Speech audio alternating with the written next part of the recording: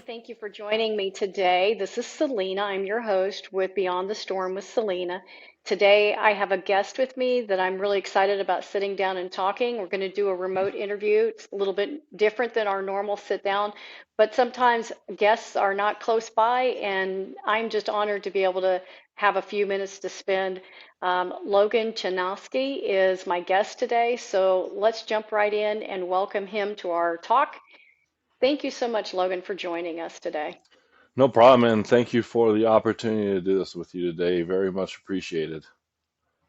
Yeah, and I have been following you on social media and really just kind of gravitated towards your story, mostly because it was just raw, just very profound and honest. And that's not something we see a lot of times in social media. A lot of times it's very polished for clicks and, creating content. So, let's jump right in, and I'm going to let you share with me your story for our listeners, and I'm sure people that have been following you, we want them to have a little more of an opportunity to dig in, other than just a 3 minute, video that we post.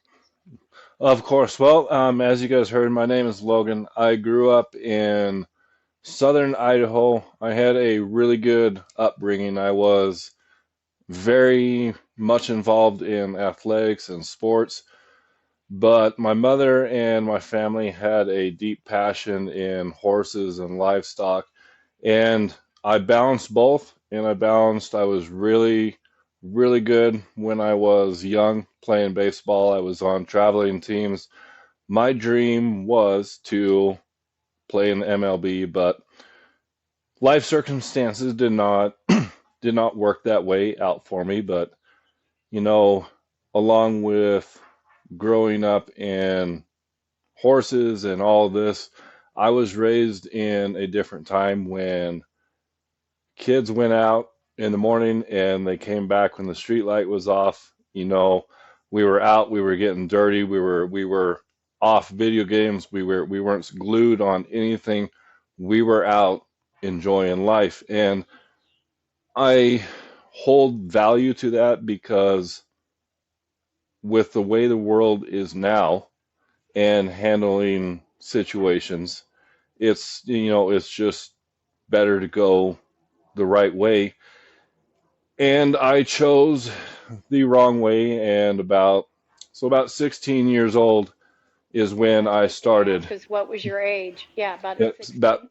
Yeah, about 16 years old is when I started drinking, but my drinking was a cover up, but I didn't realize that at first. I didn't realize the trauma of being an SA victim young in my life was going to reappear again in a liquid form as a cover. I did not realize at that time, you know, drinking, going and having fun, because that's what, I was in Texas at that point, and, go out, play Xbox, drink a few beers on the weekend, go have fun. But That's what everybody was doing. exactly. And but with my childhood trauma and with everything that had happened to me, it really deeply traumatized me, and I was not able to go out to those things that I wanted. So at an early age, like I said, around 16, I became a closet drinker. I didn't go out to bars. I didn't go out. I didn't date.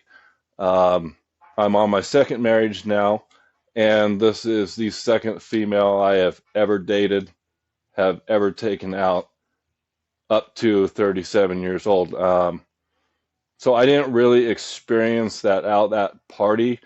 I was just so sucked in, and I got trapped into the closet drinking, which was, I lost everything.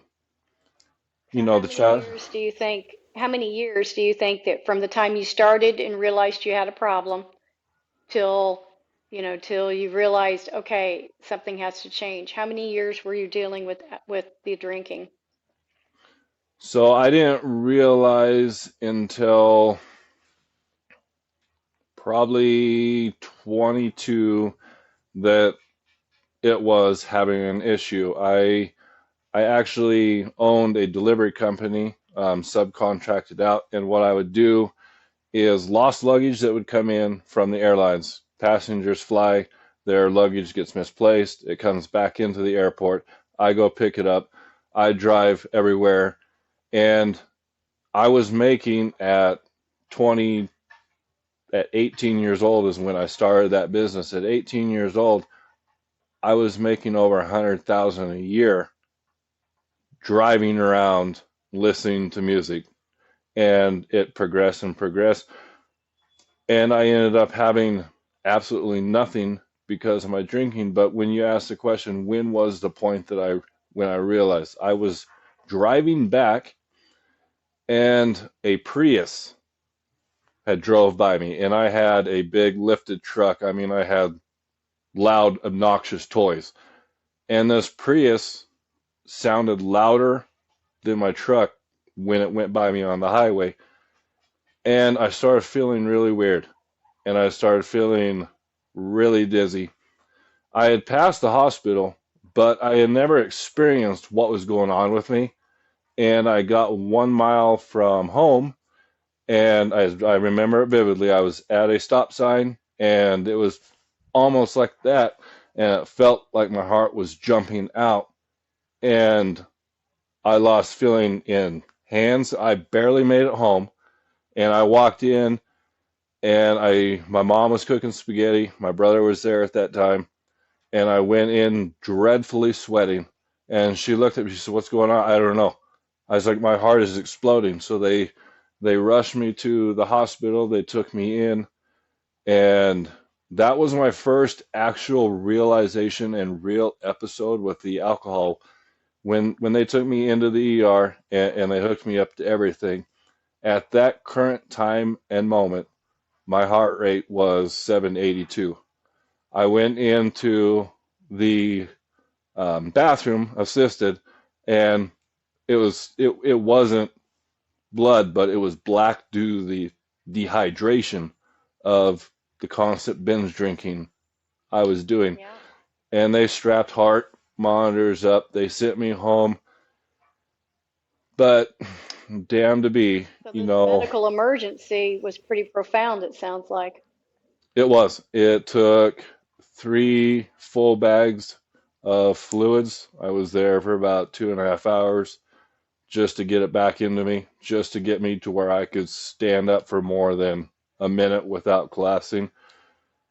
And, it was home, it was bed rest, it was, praying I don't drink, but then the thought came across, yeah, yeah, I feel good. 4 days later, I was back to the 12 and back to the pint and back onto being More very, partying. Yeah. yep. But yet again, I was very lonely because I had no one with me. I was always have been a closet drunk because that's exactly where it attacked me first because I was too afraid to go out and enjoy life because of what had happened to me. But Okay. yep, so there's that part.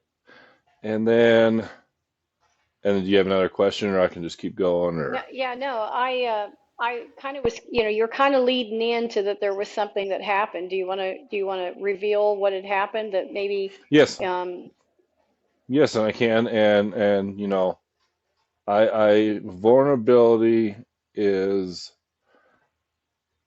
the biggest power you can have in recovery because you realize the healing power that it not only does for you, but it does for the person out there that needs to hear it so they don't end up like me. So a family member did SA me for when I was really young. It was dealing with a narcissistic brother that from day one, from when my parents brought me home, he said, take him back. And he has, and this is another good part of my recovery, is because I've also dealt with not only that form of narcissistic, but also addiction. But he has tried to destroy me from day one. He has cruel, just cruel things. And he's never realized the trauma that he did to me and Well, the pain. first off, Go ahead. I have to say, I am so sorry for what you've experienced.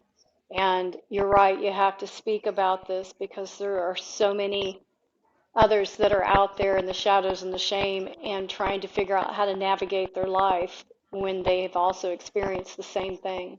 So Exactly. to be vulnerable enough to share that and understand that that was the trauma behind the drinking, that's powerful in itself. And as um, the mother in me broke my heart when I heard you share this. But I also am, the mama in me is proud of you for standing here and saying, hey, if we don't talk about it, it just continues to build and fester for others. So It thank you does. for sharing that part of your story. No problem. Go ahead and continue. And it growing up in with that had happened, growing up in the area and the faith that I was grown and raised on, we didn't speak of it. And 37 years old now, I am finally telling very few family members, so this isn't any surprise now. But it has taken me from 6 years old to, I would say, 32 going into 33 to finally turn around and face that demon and send him back in the past to where he was, because that demon presently in me in my life right now is not going to help me in any way, shape, or form. It's going to destroy me. And this is part of the message, and the vulnerability is for people to see the realization that you can mentally destroy it if you want it. It's the same as addiction. You have to beat it. And it was hard growing up on that, and it was hard hiding that. And I'm blessed that that part of my life is over, and he He's now is. taking control of the narrative. You're changing the Yes. story. You're now making this not about you being a victim, but you being, rising from the ashes of something that has, taken everything from you. So, you know, I I have nothing but respect and admiration for you, especially as a man, to share that because I have two sons, or I lost Stephen. I had two sons, and I know how hard it is and how vulnerable you have to be able to share that. So, for one, utmost respect for you for sharing that part of your Well, story. I appreciate that, and it's a part of, again, I've been judged for so many years, so many years. I mean, judgment is worthless to me, because all it is the same thing I say. Miserable people say miserable things to justify their own miserable lives. And once you Yeah, understand that concept, it frees you into so it many does. different avenues. It's amazing, but you have to mentally do it. And you have to mentally do it, but I mean, that's, the best way to do it. So going from that story and, all through the childhood, all the way up till now, all the way up till now, he's tried to destroy me. And as when you said the freedom, the release, and accepting it, and talking about it, this is the way you beat, or a good way to beat addiction. Addiction is narcissistic. It says it loves you, cares. It don't give a shit about you. The same thing as all these narcissists. They don't. So It's you empty beat, love. It's not you real know, love. It's just emptiness. Yeah. you take the power, you turn around, you laugh, and you walk away. The best way to beat any narcissistic situation is turn around and laugh at it directly in the face and know that you got the power to beat it and keep going. So have you gone to any treatment centers? Have you had any experience in the recovery world as far as what organized recovery is? Yes, so I've been to a few AA rooms, and I've been to 4 rehabs, 32 detoxes, a handful of ICU stays. My first rehab, we'll get into that part of the story now. So my first rehab, I went in and I was married. I was married in 2018. That was September. By August of the next year, I was in rehab. I thought that love from everything, younger versions, I thought that's what I was missing. So I got on a dating app, and yep, sure enough, the first girl, bam, the first girl I showed interest. I was there, and at that point, due to my addiction, I didn't have a car, so I walked down the path. I met her, and immediately, right when she walks up, and I knew right then that something was up, but I was so lonely and so desperate to find love from From her. anyone Yeah. that I ignored it. But she was an alcoholic just as bad as me, and I was on a 3 year sobriety stint prior to marrying her. Cold turkey, as I did the last time. 3 years sober, doing good, doing great, full-time job, everything great, and that was the end of it. But we had been dating for forever, and then got married. And as I said, within a few months, I was in the rehab. And whenever this person drank, it was okay. When I drank, it wasn't. But when I went into my first rehab, I admit I didn't want to be there. I was forced from my apartment. I had cops at the door saying, "You're either going to jail or you're going to detox." Well, I was like, okay, I'll go to detox. So they take me to detox for a week, so I thought. And then they come and they serve me with a bunch of paperwork. And I was like, what the hell is this? My family had went around to the court systems here in Colorado where I'm at, and it's called an IC, involuntary commitment. So they give me all this paperwork, and now I have no choice. I have to go to rehab or I go to jail. So when I got out of detox, I went to my first 30-day in treatment is where I met my current wife. We'll talk about that later.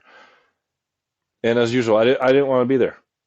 I wanted to be out playing Xbox. I wanted to be out walking down the trail, getting shit-faced drunk because I didn't want to be home. I You wanted to weren't go ready. do. No, I was not ready by no means. Yeah. 30 days, 2 weeks in, I was feeling good. I was feeling a little bit more alive. It's like, okay, I got 2 weeks of sobriety on me. This is good. And also trying to manage the marriage at home, not knowing what's going on. Couldn't trust her. Always had different conversations going on while we're married. So I'm sitting there worried about that. Also trying to maintain sobriety. And it just wasn't an enjoyable Well, experience You at weren't all. you weren't ready to surrender to the Not, process. not at You all. had so much going on. You weren't ready for it at all. Yeah. Nope. And And a and lot of I people would. that happens. It does. And I would rather, like I said, I would have rather been, drunk at home and not being there. But And then rehab. I so Yeah. exactly. So I did the 30-day program. And then they sent me downtown Denver to an IRT, which is, I would go in there, I basically sleep, and if I had a job, I'd go out, I'd come back in. I had to be back in by 10 o'clock every day, but I had to be there also certain days to do the classes, do the therapy, do this and do that. Once those were out, walk out, do whatever you want, come back in, blow through the whistle, you're sober, go to bed, cake, you're done. And that was 60 days, and I had gotten a job. I was doing solar. I was doing Christmas lights in the winter because I had went in towards the winter, came out, I was doing Christmas lights. Christmas lights were over, so then I was doing solar. But when I got out of the 60-day program, this was 90 days of sobriety on me. I picked up my wife and I went downtown Denver. She had a Christmas party. I was 100% sober. I felt proud of myself by the end of the night. Of course, she was not. She threw up everywhere, and I put her in the car, went back in to get all her stuff, and that's when I found out of what was going on in my first rehab. I was quiet on the way home. I drove her, dropped her off, took her in the house, left her there, and went back to my family's. On the way back, I stopped at the liquor store. And I did not drink what I bought, but the next morning, my parents had gone to a doctor's appointment, and 2 weeks later, I had a missing person report on me. And why did this happen? Because I lost the only love that I thought that I finally achieved. And I went on a Pretty big vulnerable binge. state. Yeah, you had to have been in a pretty vulnerable state to have come out of rehab and then have to be confronted with a party environment. And obviously, some news was delivered to you that you weren't prepared for. And yeah, that had to been, I don't know very many people that could have handled that. I was completely lost. I was at a point where I've never reached before where I felt nothing. And I just left. I didn't know who I was. I didn't feel anything. I had no emotions. I just didn't care. So who filed the missing persons report? My Your father, wife? no, my father and my mother. Yeah, Okay. my father and my mother. Um, Okay. that when I was married, she didn't even care. And Okay.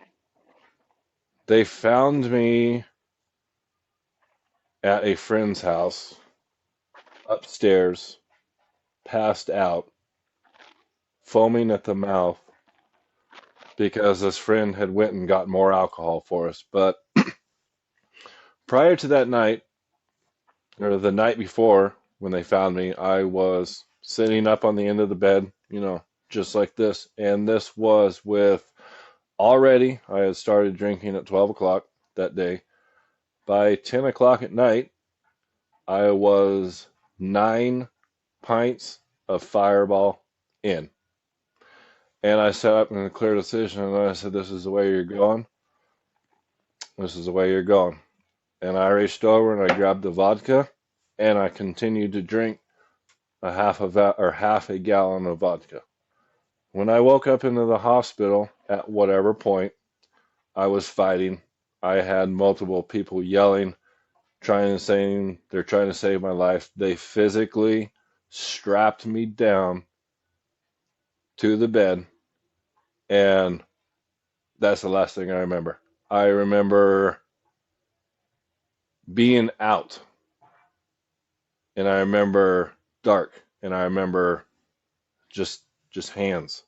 And that was it.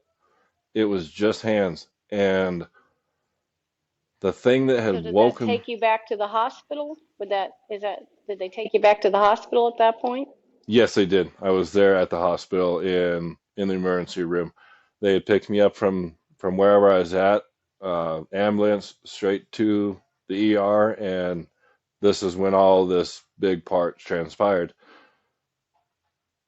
But yeah, I only saw hands, and I remember something had woken me up, and it was a sharp pain in my rib cage, which I still have the scar, and it was a big gasp, and I was there, and I still have no idea what I'm doing, but I actually can recognize people, and what they were doing is they were jamming a rod into my lungs from 17 minutes of CPR from when I went. Wow.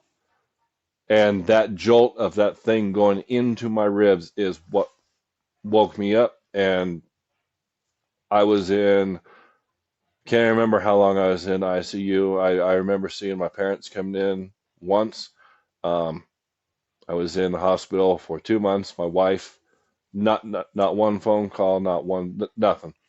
But my parents were there. And so I didn't know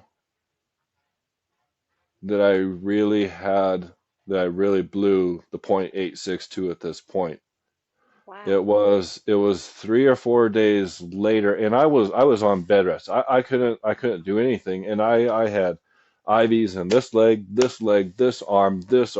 I had heart So you were monitors. pretty sick. Yeah, Yeah, you were all pretty all sick. over me. I ended Yeah. up getting C. diff. I got C. diff. Everything you can possibly think of. Yeah. I Yeah. ended up getting Your in system was just, yeah, your system was just, horrible. taxed out. Yeah.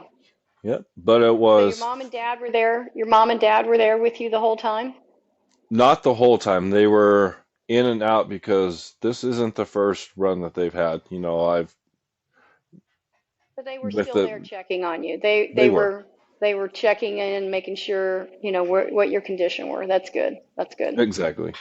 And then it was 3 to 4 days later is when I was on a catheter and all this fun stuff, but I still wanted to try to get up, and they had pulled the catheter out. So at this point, I was so weak that they literally had to pull me up to get me in the gurney. I had nurses on both sides and in the back. I went in there and I got into the bathroom. I sat down, and a little bit of alertness or funniness for some random reason came to me because, I see this pull string there if you need help. And I'm like, I'm not going to need it. Well, I ended up pulling it. But when they had came back in and they had lifted me up to turn me to walk me back into my bed, everything went red. It was gone. And the last thing I heard was code blue, code blue. And they had some monitor on me that really was really watching my heart. If it went to a certain point, it immediately sent them a text. So I got all these people running in, and that's when I had the heart attack and the stroke. And people do not believe it. It is a very rare occurrence, and I've had to sadly prove it many times. But my heart rate at that point, when the heart attack and the stroke hit simultaneously at once, was 1,000 beats a minute. Wow. 2 hours later, when I was laying in the hospital bed, and you got to keep in mind, right after all this happens, and I've got all these people swarmed around me in my bed, my anxiety is through the roof. I don't want anyone by me. I want everyone away from me so I can calm down, but everyone's sitting here poking, prodding, and doing everything on me. I was coherent enough that I actually yelled, and half of them left. And still, an hour later, my heart rate was still at 700. It wasn't down to, anything functionally normal that you would think until the next morning. It was just getting up and do So it whatever sounds happened. like it was something that they're not even, it sounds like, obviously you're in serious medical condition and, people had to be there to see what was happening and what they could do to help you, what they could do to help relieve what was happening. Um, Yes, and I'm sure that was very disorienting and very scary for you at the time. it was. It was. I had no idea. And then, so after all that, which was when I was going into my second rehab and second detox, whole process over again. And it So you get out of the was, hospital and you continue drinking. Is that is that or you leave the Nope. hospital and you go to this? So they take me from the hospital in a ambulance, and here in Denver they have fun ones where there's a little corner in the back of the door that opens, and it's a concrete bench, no seat belts, no nothing, and they it's a drunk tank bus, whatever you want to call it, and they throw you in there, and then they drive you over to the detox unit, which I had remember I literally just graduated from the exact same detox slash rehab Right, that I was right. at, a couple of weeks earlier, and they started it all over again. Second rehab, again, I didn't want it. I was there at that point. I was okay. I might get in trouble, so this is a free bed. Get away from family, just get away from the drama. But again, I was not there for the reason. I was there to temporarily take a break to make someone happy. And then as soon as I could get out, I would go back and do what I want. There to quiet the noise that was going on around you of Exactly. everybody complaining. Yeah, yeah, Exactly. not uncommon. Nope. And then so we go into in my second going in once we did all that, once we got going, my wife and my current wife and I are now had just started reuniting, and she had actually came down to my second place that I was at. We watched a movie in the basement, and then I got out of that one. But again, I was not ready. So as soon as I got out, and as When you soon say you weren't ready, when you say you weren't ready, does that mean you weren't mentally ready to walk out of there? Did you want more treatment, or were you looking to go drink? Is that I why you're was saying you weren't? I was looking to go drink. Okay. Okay. Fair enough. Yep. And then I was got with my wife, and she was also at that time drinking, my current wife, and we spiraled together. We spiraled together, and we ended up, paying the price for it. And this is into the her version now. We were kicked out of every hotel within a month of me getting out of rehab. We were kicked out of three hotels. We were yet again known very well by the local police department. We were sleeping inside of my two-door car, most of the time drinking, most of the time drunk, in parks. And cops would just, would know we're there, would drive over and see what we're doing. We were at the point that we didn't even have to get any calls. They just knew we were sitting there drinking. And Keeping an eye we, on you to make sure you weren't getting out of hand. You exactly, had become their frequent flyers. exactly. And this was during COVID time. So, you know, going to jail for minor things with sick people, it was a little bit different then. So we got away with a lot more. I'll put it that way, because they weren't really taking people to jail because of the COVID. Right. And Yeah, exactly. There was a whole different protocol with what was happening in the jails. Yeah. Yeah. exactly. And we had a final big drunken blowout, to say the most. And she left, and I went into my fourth rehab. And this was my 2 week process. It was only for 2 weeks. But as for treatment, the fourth and the final one was by far the most eye-opening, the most Part though. real, because in the previous ones that I had gone to, it was a bunch of people, and the printouts were from Google. This was the first rehab that I actually went to that you could feel the compassion from the counselors and the staff, that that you were not a number, you were not a insurance claim. You were a human, and they took you out.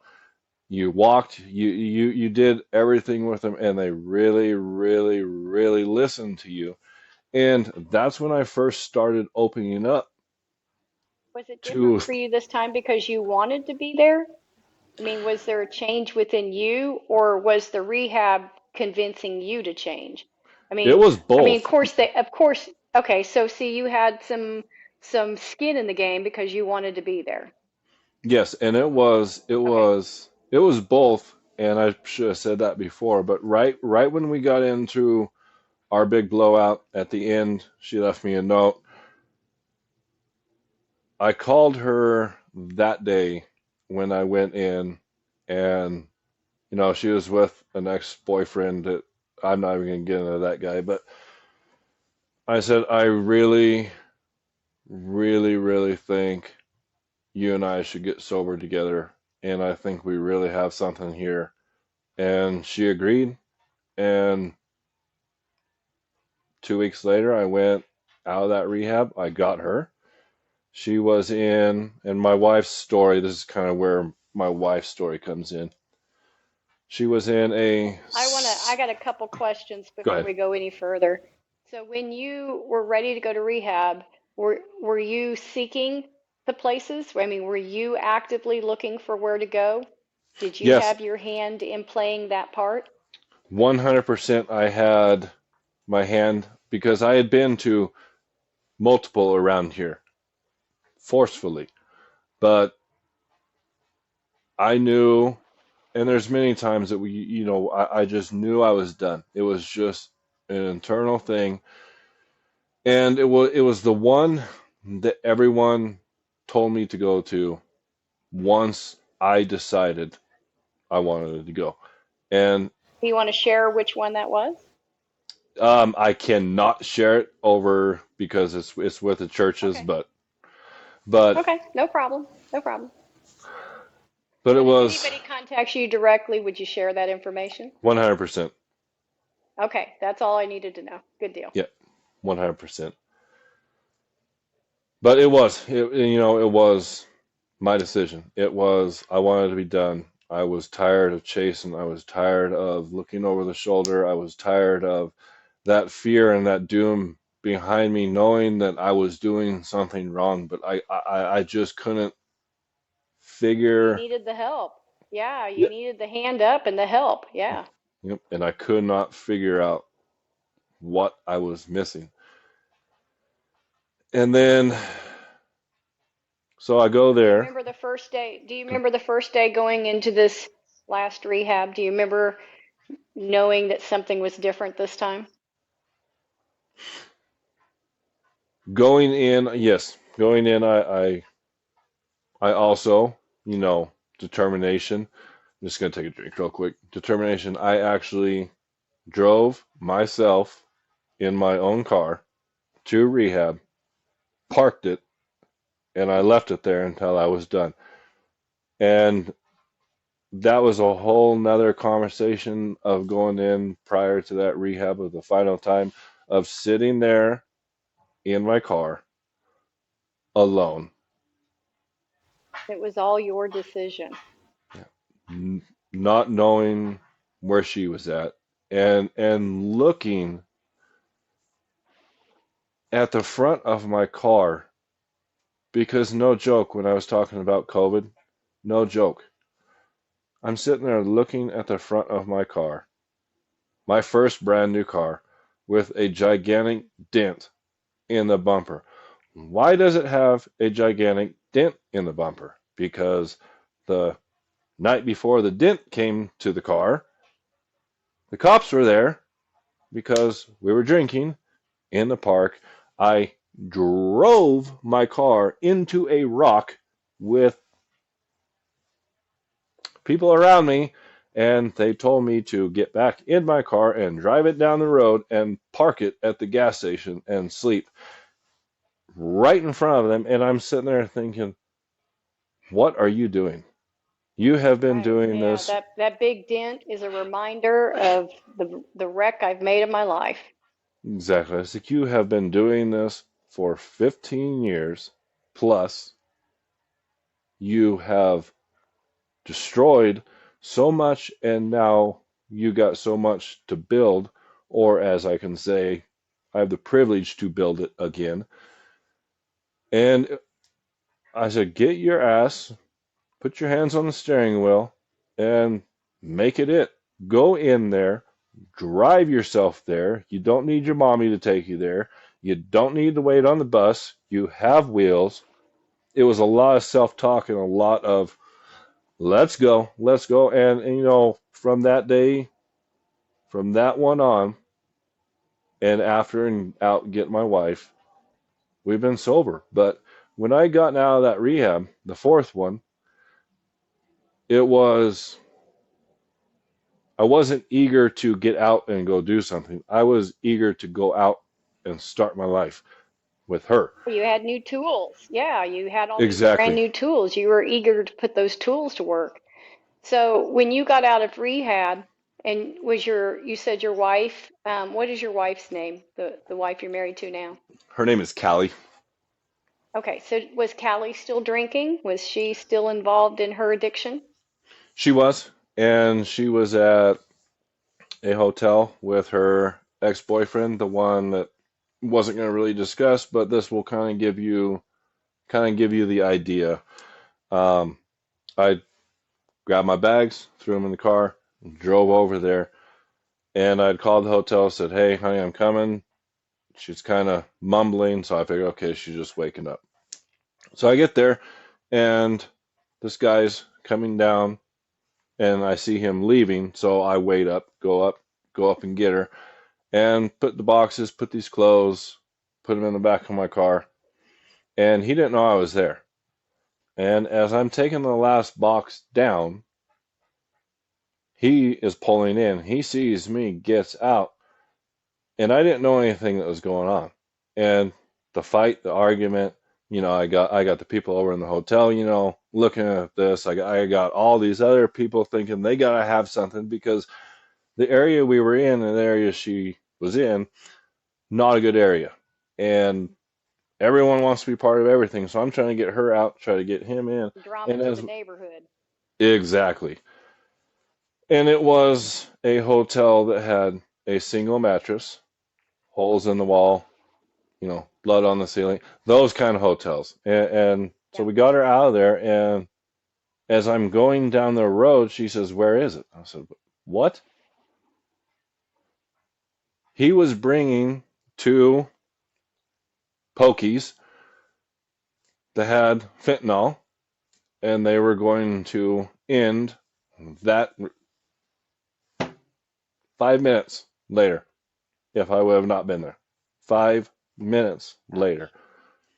So got her out, and I had driven. I was like, "Hey, let's go try. Let's see if we can get you on a scholarship. Let's go see if we can get you into something, into this rehab that I just gotten out." So we physically drove back up there the same day I had just gotten out, and I said, "Can we help?" I talked to my exact same counselor. Unfortunately, Yeah. there was no scholarships that we couldn't get her in, and I had Antabuse, I had gabapentin, I had all this crap compiled into my car, and we drove down to, ironically, one of the spots that we were drinking at, and she just looked over at me, and she had a tear, and she says, "I'm done," and sorry, and I said, "So am I," and she and us together, recovery doesn't happen overnight. We are 5 years in, and we have built so much. But as a couple, I was sober 6/7/20. My son is born 6/8/22. My wife is sober 6/24/20. But we joined together as one, and we have created something that is hard for the people that used to look down on us to even believe that's real. This And you've is, made a commitment not only to each other, but to sobriety with each other. yes. And we have built such a power behind us that it's incredible. But I watched this girl go from sleeping in a bush to intoxicated out of her mind to a beautiful wife, a beautiful mother. She put herself through college. She put, she's got a career. She's got a new car. And she did it all on her own and is through the power of recovery. And And it's kind of amazing the amount of time and energy that is put into active addiction. And when you can reverse that effect and you put that into yourself, there's not anything that somebody who decides that recovery is their number one focus, there isn't anything they can't accomplish. I have watched and I have seen and I have witnessed a lot of people turning their lives around. So, when you talk about taking somebody, um, at their, and I hate to use the word rock bottom, but it's the term everybody will understand. But when mhm, you take somebody that's at that tail end of where they're willing to drop to, and they finally decide, I'm going to put this energy into doing something better, it's amazing to watch that that transformation happen, that glorious recovery that comes from it that. is. So, yeah. And so, with you already having some sobriety under your belt, and then you are able to stand and support her as she's taking that step forward for her sobriety, I'm sure that was really quite amazing for you to get to see, witnessing her sobriety. Absolutely, absolutely amazing. It's falling in love with someone that you see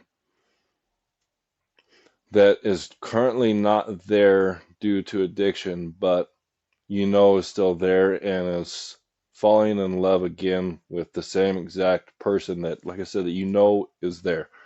So it's a That's got very, to be a challenge in itself because I mean, I know you know a lot of our story about Stephen, but he had a girlfriend that they were in active use together, and then incarceration separated them and sobered them up. When they came back together, they both were clean for the very first time. They had never been around each other, that they weren't in active addiction.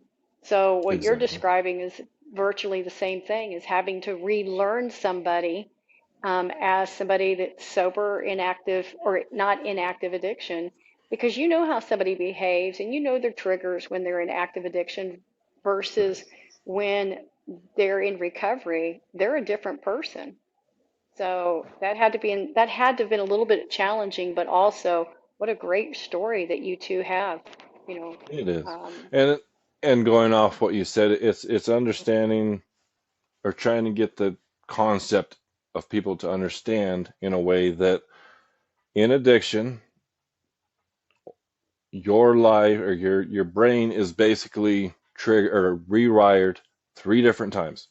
So you have your young childhood, right? And then you may or may not have trauma or something leads up to, you know, partying or blah blah blah blah, but you don't know that you're going to actually get addicted. So once you get addicted, your brain is rewired again.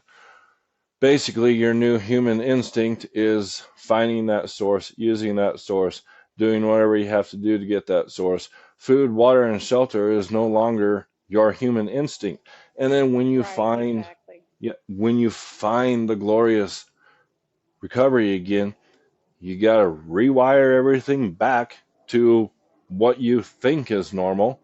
And you get that by your routine every day, following your routine, keeping busy, keeping productive, being productive for yourself, and not thinking you have to be productive for the community or society or anyone else because you can't do that until you're productive for yourself, For yourself. let Yeah, alone. But you know, absolutely. there's always the struggles and how do you maintain your sobriety when you have life going on. Oh, So, that's the biggest challenge. That's the biggest question. And, I've dealt with my oldest son constantly relapsing, and he would say, "Yeah, but you don't understand. I got this going on." And I said, "Yeah, so does everybody else." yep, And, you have to figure out how to manage, life doesn't stop happening just because you're trying to have sobriety. You have to figure out how to navigate life through sobriety. So, exactly. And I've had, in the last 5 years, recovery. It's not been rainbows. It's not been a pink cloud over there. It's not. It has been far more challenging what I've been going through to achieve and go over and surpass and maintain my sobriety than any decision that I could possibly make. right. Listen, our hearts are We wired. we Our were hearts are wired that way. We are yeah, intended to love that child that we birth and bring into this world until one of us leaves this world. So your your mother's love for you was unconditional. And that's hard to describe. exactly Yeah, that's hard to describe on the other side of that. I mean, our love doesn't have any boundaries of what happens in your life. Our love will surpass every boundary placed. Yeah. exactly. And I remember one night, I was so intoxicated that I had walked in, and I was in with my parents at that point. I was in a little travel trailer thing. It was already uncomfortable, but I was at another breaking point, and I went in there and drank, and I swallowed 90 pills, and I said, "Fuck you, mom." And to come and to say that to her, and then how everything transpired towards the end, I was 10 miles from her, but at that current time, my wife was going through college, and the economy is not the cheapest right now, so I was working 16 hours a day, 7 days a week to supply home to cars, insurance. So the 3 years, almost 3 years, my mother was at the nursing home. I saw her 4 times because I was taking care of my family, and I knew she would want me to take care of them and not watch her die in front of me. Understand that. Be a man, go take, Yeah. go take care of your family. Don't do this. And right down to the end of the wire, it was so unbearably painful. It wasn't really the regret of what I did. It is the astonishment of what I did, maybe some regret, and I don't know if it was a slap in the face of how it ended, but it was absolutely horrible to watch my mother fade away like that from Absolutely. It from it the robs beautiful, it powerful, robs them strong. from us before they're ever gone, before they're physically gone. It robs us from them. And my guess is, I know for me, I wouldn't want my son to sit and watch that deterioration. I would want him to go and manage his life, work his sobriety, continue to build in his life and his family, because that's my legacy. What he goes forward and does Yeah, is my legacy. I bet your mama felt the same way, that she was proud of you out there taking she care of does. your family. Absolutely. And feel But some comfort in knowing that you were able to have sobriety and show your mother you were able to step into being a man while she was alive. Not a lot of mamas get that. yes, I didn't get that from my oldest son. He left before me, and we didn't get to celebrate that glorious recovery. So that's something you were able to give her while she was still here. Yes, and I appreciate that, and I hope I believe that she sees, and I believe that she's watching over me right I agree. now, and then so I dealt with mom, and then my wife and I had our apartment. Once she passed away, my dad was in the little trailer by himself. He wouldn't get the air conditioner run. He wouldn't do anything. So we moved him into an apartment complex that was close to us, just right across the alley. And years back, he got prostate cancer, and he's been dealing with that for 10, 12 years now. We finally got it, manageable and under control, but now he has, stage 4 liver, stage 4 kidney. His kidneys are working at 21%, but he won't go to any treatment. He won't go to any, he won't do anything. So this is another part of, how people say, how do you manage you do it because currently he's in my home right now, very, very, very ill. Going into, I am basically a nurse, which we all know what that means. Do that. That's the And thing that I want to say to you. That's an honor to be able to do that for him, yes, is it to is. spend that It time is. with It him is. and show him that you love him. Because think of all of those years when you first started out as the father, he took care of you, and now you get to do the favor taking Yes. care of him. Yes. I look at it as a circle of Yeah, life. If you can understand that, then there's no weirdness or anything. It is absolutely just not. the way it's intended to go. But he's in there, and we got all these. This is basically losing my family in a year and a half. I just lost him, my brother, to to potentially life in prison. But on the other end, I'm also able to permanently, shut that You're door breaking a and cycle in your and move family. on from Yeah, it. you're breaking a cycle in your family. You've got family that you're taking care of and family that you're creating distance from, and that creates, taking out the one domino piece of the pieces falling. You're pulling out the one domino so that the Yes, cycle of destruction stops with you. You've got a family that you're raising right now, and you're yes, presenting an environment for good, clean structure for the foundation of how you're raising your family. And and you are showing your children what it is to love your parent by taking care of him at the end of his life. exactly, There's a greater lesson exactly. there that most people don't take on. They don't even they send their loved one to a nursing home, and they Yep, don't. I mean, whether you're working or whether you're not, some people just choose to, that's not me. I can't do that for my parents. So the fact that you're stepping up and taking care of right, your parent and you're showing your wife, your children, this is what we do for each other.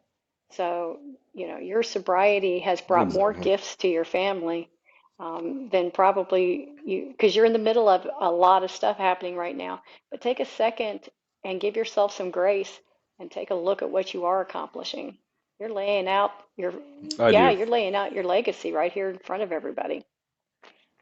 Yeah, Well, that is my biggest, and I'll wrap it up here and go check on him. But for anyone coming into recovery for the first time, or anyone thinking they want to seek recovery, there's many options out there.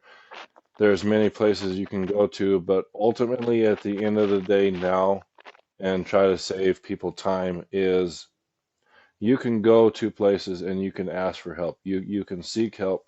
You can get advice to point you into the right direction. You can do all that you want to, but at the end of the day, until you make the final decision that I am done in here, absolutely. no advice in the world is going to help I you. agree. No faith is going to help you because I can honestly tell you right now, I do believe in my higher power, but no one physically came down and dropped anything on me. No one changed my vision in any way, shape, or form other than the realization of me looking in the mirror and looking at that point, as you guys know, I didn't have a mirror in front of me, but I had a mental decision of yelling and talking to myself and putting everything else out.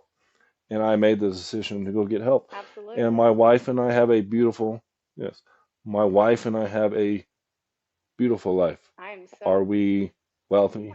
I am so Yes. Are we honored to wealthy? No. I am so honored to have heard and listened to this story. And I love the story you're talking about making that decision yourself, that it's giving yourself the grace to make that decision and following that decision all the way through. Exactly. I know that you're very active in social media and you share this message. All of your content is a very creative, but it's also very informative about making the better choices.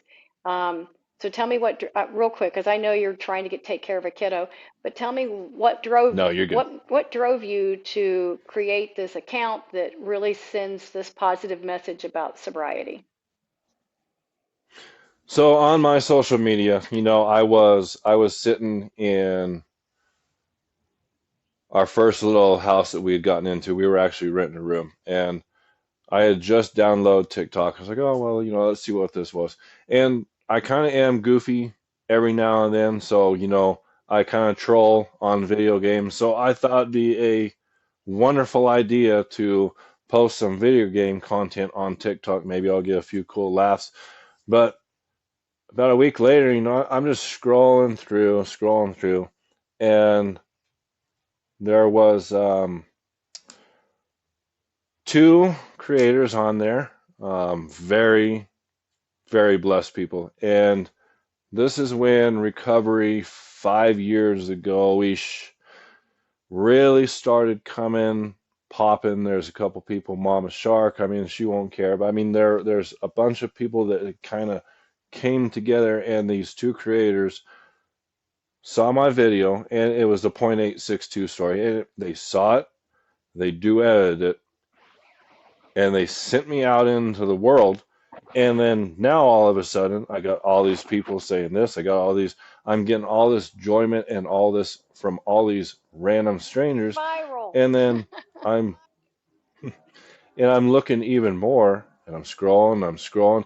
And then, about a month later, I start seeing people that I had seen a month later go from looking like a skeleton to having glow in their face, having, color. And I was like, what did I just find? And I was drawn to what the meetings and what everything else did not give me. I saw the growth, I saw the potential. Yeah, you were I supporting said, each it other out wasn't, there. Yeah.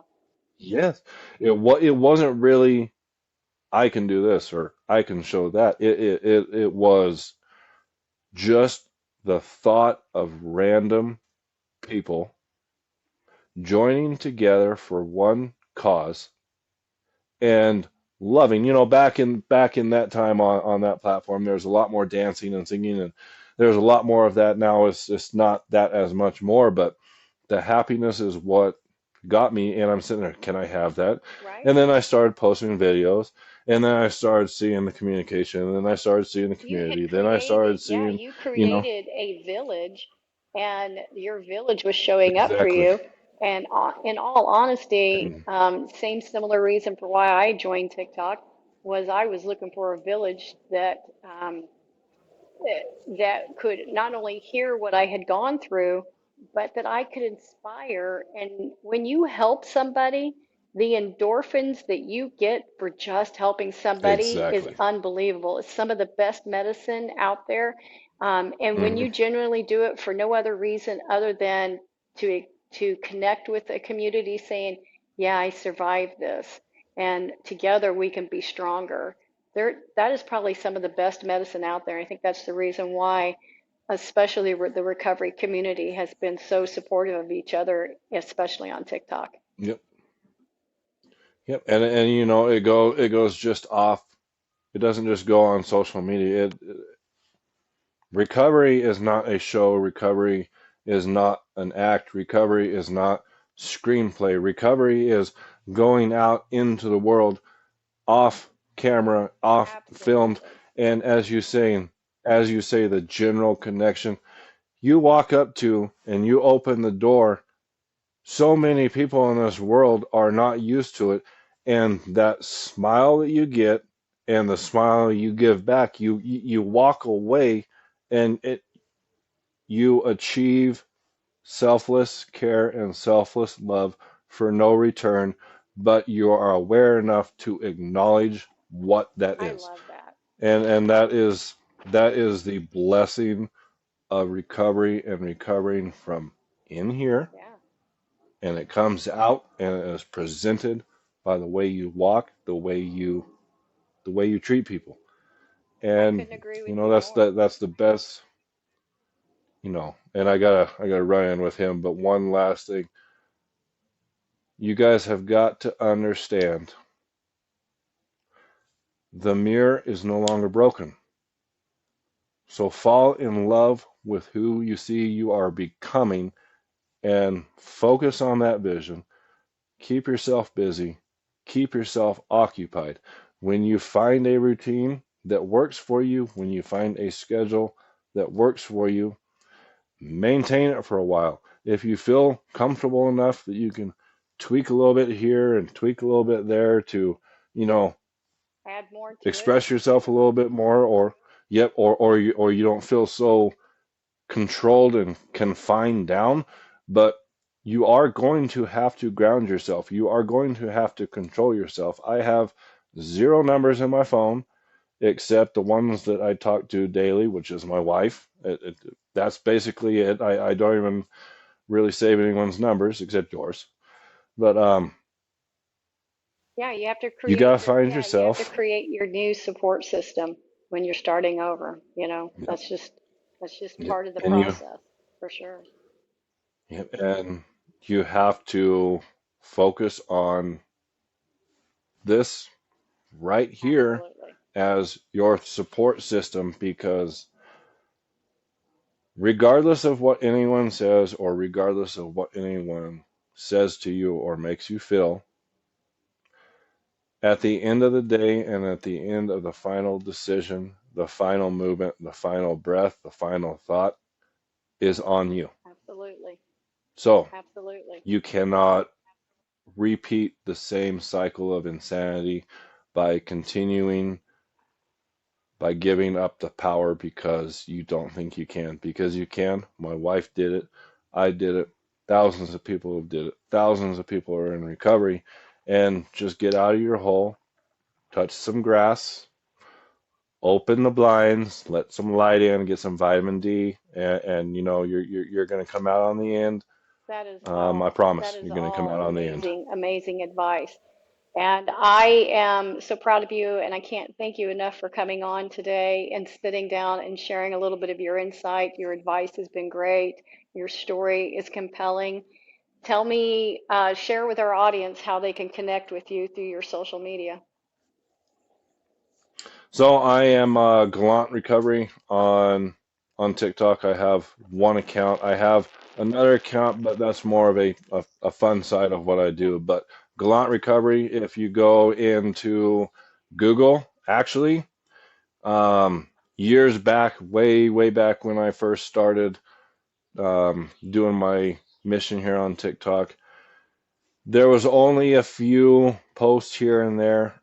So full credit, no, but if you type in hashtag addicts matter, the last time I checked it is the hashtag on there that I just promote on everything.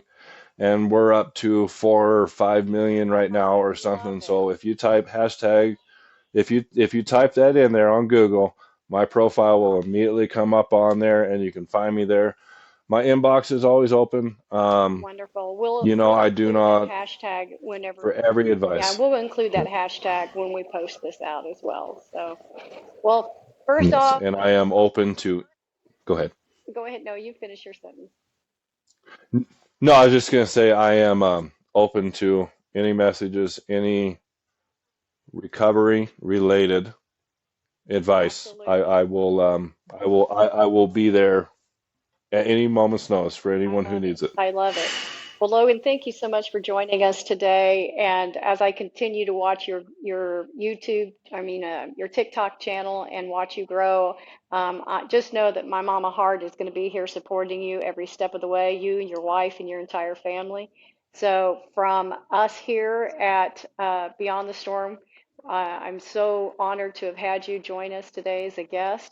And my TikTok and my social media will be getting out. I'll get out all your contact information so people can reach out to you there as well. So thank you again for joining us Okay. today, and we're going to say Yes. goodbye to everybody Thank for you. now, and y'all take care. Yes. Have a good